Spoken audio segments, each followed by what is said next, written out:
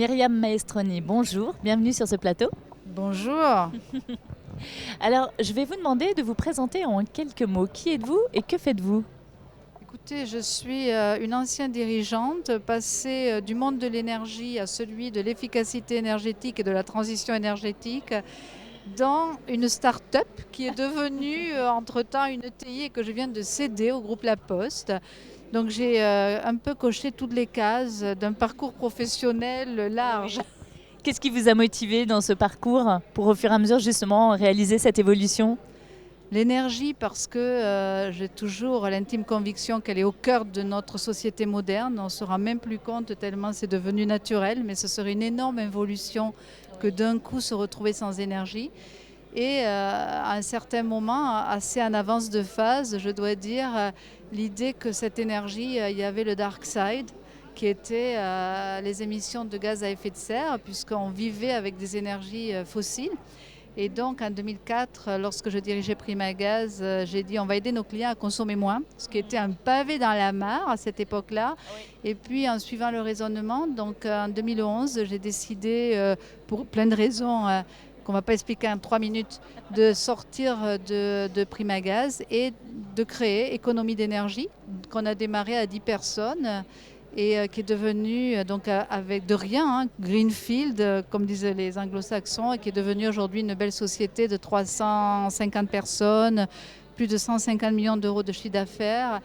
Et on vient de fêter, donc c'est un jour très symbolique pour moi aujourd'hui, plus d'1 million de travaux que nous avons accompagnés en France, avec 100 plateformes aux côtés des plus grandes sociétés françaises qui se sont, je dois dire, investis très en avance dans cette idée que chaque citoyen finalement pouvait faire le choix de décider de faire des travaux et de rénover sa maison, puisque dans notre pays, une maison sur deux consomme entre 7 à 9 fois plus d'énergie que ce qu'elle consommerait si elle était construite avec les standards actuels applicables à la nouvelle construction. C'est une prise de conscience collective qui permet cette évolution. Comment vous expliquez même de votre côté, en tout cas, le succès de ce que vous proposez? Je pense qu'on est face à un défi énorme. Moi, à l'époque où j'ai créé Économie d'énergie, je n'imaginais pas à quel point les choses allaient s'accélérer. Je me rappelle, on faisait des plateaux, on nous disait, vous savez, le changement climatique, 2100, on s'engueulait pour savoir si non, pas 2100, 2050.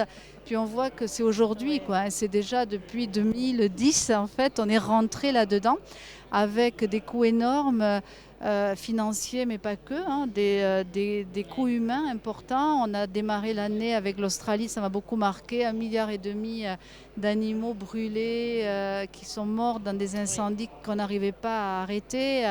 Mais c'était les inondations l'autre jour, c'était tous les jours, dans toutes les parties du monde, il y a finalement une manifestation. Donc il y avait cette prise de conscience. Je me suis rendu certainement compte un peu avant 2004 qu'il y avait un problème. Deuxième chose, c'est que j'ai toujours porté et défendu l'idée que le client était quelque chose de précieux et finalement j'aime beaucoup le digital parce que au fond il n'y a pas de digital sans customer centricity. Et donc voilà, il y a cette idée de portefeuille client dont j'ai dû m'occuper parce qu'on perdait des clients lorsque je suis arrivée chez Primagaz, dont j'avais un problème. Et donc finalement, je trouve que le problème est grave, mais on a aussi des ressources et le digital a permis d'aller beaucoup, beaucoup plus vite que ce qu'on aurait pu le faire sans. Donc c'est pas darwinien, mais quelque part, on peut se dire que face à des grands défis, on a aussi des outils qui nous permettent de réagir autrement, avec d'autres moyens. Ça me...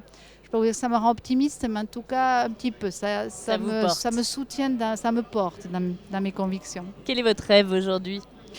Eh bien, c'est de pouvoir mobiliser le plus de gens possible et de démontrer que finalement la transition énergétique, ce n'est pas quelque chose de subi, mais c'est vraiment un chemin vers ce monde de post-carbone qui est un monde désirable et qui permet de finalement, on parle beaucoup de sens, mais pour moi l'idée du sens, je le répète souvent, c'est de prendre conscience que la vie humaine, les conditions qui rendent possible la vie humaine sont extrêmement fragiles. On voit plein de planètes dans l'univers et finalement, voilà, les êtres humains sont ici, sur cette planète, depuis 200 000 ans, une planète qui a 4 milliards et demi d'années. Donc juste protéger la vie humaine ou protéger les conditions qui rendent la vie humaine possible, parce que ça fait partie de notre humanité. J'espère que notre intelligence voilà, pourra nous projeter et nous faire prendre conscience de ce cadeau qu'est la vie humaine. Voilà, mes rêves. Merci Myriam. Merci à vous.